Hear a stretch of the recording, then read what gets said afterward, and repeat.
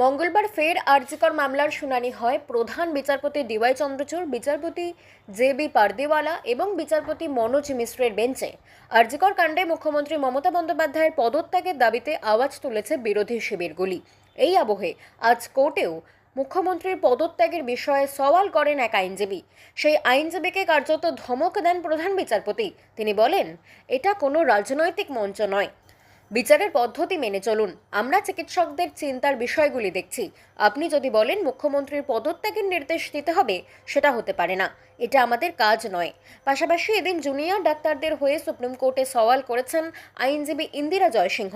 তিনি জানিয়েছেন, জুনিয়র ডাক্তারদের আস্থা অর্জনের জন্য রাজ্যের সঙ্গে তাদের যে বোঝাপড়া তা নথিবদ্ধ রাখা হোক। আমরা জানি আমাদের সব দাবি একদিনে পূরণ হবে না। জুনিয়র ডাক্তাররা কাজে ফিরতে ইচ্ছুক। কর্মবিরতি তোলা প্রসঙ্গে তার বক্তব্য, জুনিয়র ডাক্তাররা জেনারেল বডির মিটিং করে সিদ্ধান্ত নেবেন, তার জন্য একটু সময় লাগবে। বাংলা খবর, আপনার রাজনীতি, আপনার আওয়াজ।